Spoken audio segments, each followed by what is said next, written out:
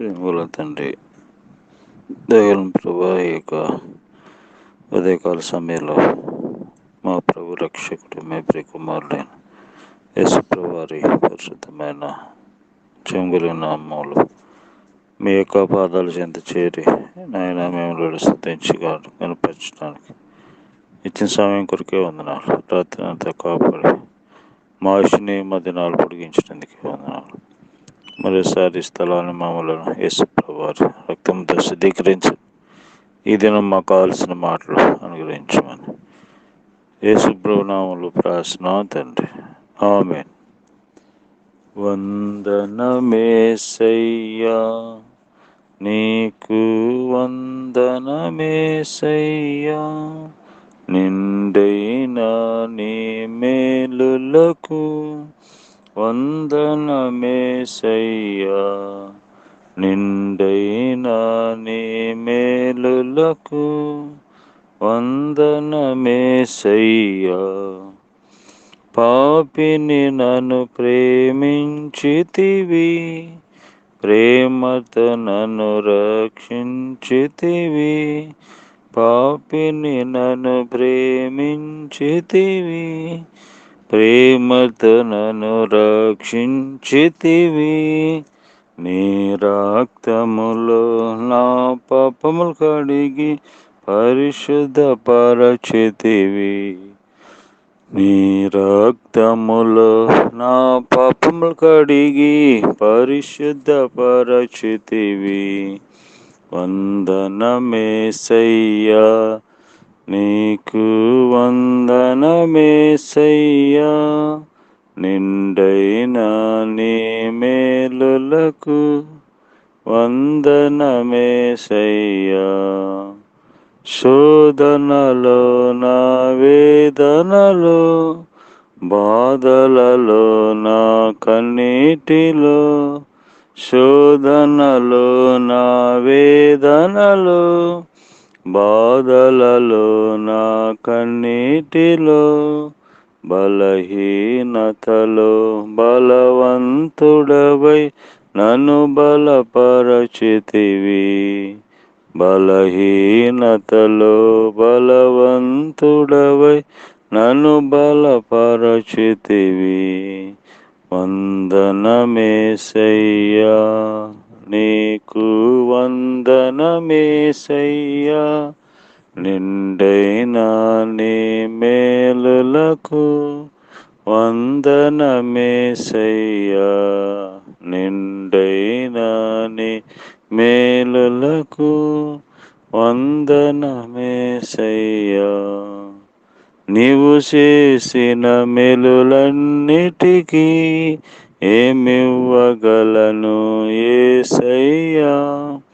నీవు చేసిన మేలులన్నిటికీ ఏమివ్వగలను యేసయ్యా. జీవితమంతయును నిన్ను స్తుతించెదను, జీవితమంతయును నిన్ను స్తుతించెదను. వందనమేసయ్యా, నీకు వందనమేసయ్యా, నిండైన నీ మేలులకు వందనమేసయ్యా, నిండైన నీ మేలులకు వందనమేసయ్యా. దేవుని యొక్క పరిశుద్ధ గ్రంథం నుండి ఈ దినము దేవుడు మన కొరకు సిద్ధపరిచిన వాక్య భాగము యోబు గ్రంథము 5వ అధ్యాయం. యోబు గ్రంథము 5వ అధ్యాయము 19వ వచనం. 6 బాధల్లో నుండి ఆయనని విడిపించును, 7 బాధలు కలిగినను నీకు ఏ కీడు తగులదు. ఈ మాటలు మరి యోబు స్నేహితుడైన ఎలీఫజు మరి తన బిడ్డలకు కష్టములు వచ్చినప్పుడు, బాధలు వచ్చినప్పుడు దేవుడు వాటన్నిటిలో నుండి విడిపిస్తాడని మరి యోబుతో పలుకుతున్నటువంటి మాటలు. 6 బాధల నుంచి ఆయనను విడిపించును. 7 బాధలు కలిగిన ఏ కీడు తగలదు. మానవ జీవితంలో ఎన్నో బాధలు కలిగి ఉన్నాడు మానవుడు. ఈ బాధల్లో నుంచి విడిపించే దేవుడే. బాధలు రావని, వ్యాధులు రావని చెప్పలేదు. అయితే ఇవన్నీ వచ్చిన ఇవన్నిటి నుంచి విడిపించేవాడు ఆయన. కాబట్టి మానవుడు ఏ బాధల్లో ఉన్నాడు అని చూస్తే మొట్టమొదటిగా అనారోగ్యము, ఆర్థికపరమైన బాధల్లో ఉన్నాడు. మార్క్స్ వార్త 5:29 మరి ఆమె 12 సంవత్సరాల నుంచి రక్తస్రావము గల స్త్రీ ఆ అనారోగ్యం నుండి విడిపించబడింది. కాబట్టి ఆమె ఏ వైద్యుడు బాగు చేయలేదు. అయితే దేవుని దగ్గరికి వచ్చినప్పుడు ఆమె బాధ నివారణ ఆమెకి స్వస్థత కలిగింది. కనుక ఇది అనారోగ్యపరమైన బాధ. అలాగే న్యాయాధిపతులు 5:7 న్యాయాధిపతులు 5:7 మరి ఇశ్రాయేలు ప్రజలు మిద్యానీయుల వలన మిక్కిలి హీనదశకి వచ్చేసారు. 6:7 మిద్యానీయుల బాధను బట్టి ఇశ్రాయేలు యెహోవాకు మొరపెట్టగా, కాబట్టి ఆర్థిక పరంగా వాళ్ళన్నీ కూడా పాడు చేసి పడేశారు. అలాంటి పరిస్థితుల్లో దేవునికి వారు మొరపెట్టారు. ఇశ్రాయేలు వారు 6వ దేశంలో పాడు చేయటగా వారు దానిలోనికి వచ్చి ఇశ్రాయేలు మిద్యానీయుల వలన మిక్కిలి హీన దశకు వచ్చినప్పుడు వారు యెహోవాకు మొరపెట్టారు. కాబట్టి ఆర్థికపరమైన, అనారోగ్యపరమైన బాధల నుంచి విడిపించేవాడు ఆయన. తర్వాత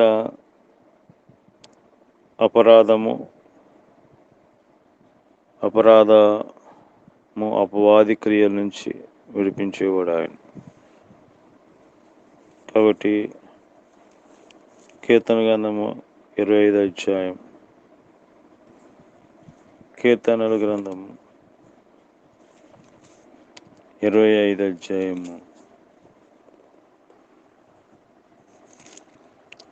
మనం చూస్తే ఇక్కడ దావీదు తన యొక్క పాపములను క్షమించమని కోరుతున్నాడు. 18 నా బాధను, నా వేదను కనుగొను, నా పాపములన్నిటినీ క్షమించుము. దావీదు చేసిన పాపము అతన్ని అపరాధ భావంలోకి తీసుకెళ్ళింది. అందుకనే తన పాపములను క్షమించమని దేవుణ్ణి అడుగుతున్నాడు. అపరాధ బాధ నుండి. అలాగే యోబు గ్రంథము 2:7 కాబట్టి అపవాది యెహోవా సన్నిధి నుండి బయలు వెళ్ళి అరికాలు మొదలుగు నడినెత్తి వరకు బాధగల కురుపులతో యోబును మొత్తెను. బాధగల కురుపులతో యోబును మొత్తెను. అపవాది క్రియలు. యోబు జీవితంలో అపవాది క్రియల చేత బాధించబడుతూ వచ్చాడు. తర్వాత దేవుడు అపవాది క్రియల నుంచి, అపరాధ భావం నుంచి దేవుడు దావీదుని, యోబుని కూడా విడిపించాడు. తర్వాత అధికమైన బాధలు, అనంతమైన బాధల నుంచి దేవుడు విడిపించేవాడు. అవి 1 రోజు 2 రోజులు ఉండేవి కాదు. అధికమైనవి, అనంతమైనటువంటి బాధ. కాబట్టి కీర్తన గ్రంథము 126 సియోనుకు తిరిగి వచ్చిన వారిని యెహోవా చెరలో నుండి రప్పించినప్పుడు మనము కలకని వారి వలె ఉంటుంది. మన నోటి నిండా నవ్వు ఉండేది. కాబట్టి సియోనుకు తిరిగి వచ్చిన వారు యెహోవా చెరలో నుంచి రప్పించాడు. ఇశ్రాయేలు ప్రజల్ని చెరలో నుంచి విడిపించాడు. మరి ఈ విధంగా 70 సంవత్సరాలు చెర తర్వాత, కాబట్టి అధికమైన అనంతమైన. మరి లాజరు కూడా, మరి లాజరు జీవితంలో, అలాగే ధనవంతుడి జీవితంలో చూస్తే లోకాసు వార్తలో ధనవంతుడు మరి ప్రభు నమ్మకుండా చనిపోయాడు కనుక ఆ పాతాళములో బాధపడుతూ వచ్చాడు అనంతకాలం. 16వ అధ్యాయము 26వ వచనంలో, అప్పుడు అతడు పాతాళములో బాధపడుచు కనులెత్తి దూరం నుండి అబ్రహామును అతని రొమ్మును ఆనుకొని లాజరును చూచి, కాబట్టి బాధపడుతున్నాడు. అనంతమైన బాధ. భూమి మీద దేవుని నిర్లక్ష్యపెట్టి జీవిస్తూ వచ్చాడు. కాబట్టి ఇప్పుడు అనంతకాల బాధలోకి వెళ్ళాడు. లాజరు అయితే తప్పించుకున్నాడు. కాబట్టి ఆయన 6 బాధల నుంచి ఆయన విడిపిస్తాడు. 7 బాధలు కలిగిన ఏకీడు రాదు. కాబట్టి మొదటిగా మరి దేవుడు ఆర్థికపరమైన అనారోగ్యమైన బాధల నుంచి విడిపించేవాడు. రెండవదిగా అపరాధ భావం, అపవాది క్రియలు, అపరాధ భావం నుంచి విడిపించేవాడు. మూడవదిగా దేవుడు అధికమైన అనంతమైన బాధల నుంచి విడిపించేవాడు.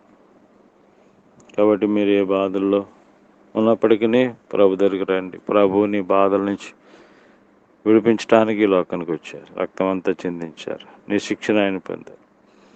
నీకు బాధ లేకుండా, శిక్ష లేకుండా తప్పించడానికి. కాబట్టి ఇది అనుకూల సమయం. ఇదే రక్షణ దినం. దేవుడు ఈ బాధలన్నింటి నుంచి విడిపిస్తాడు.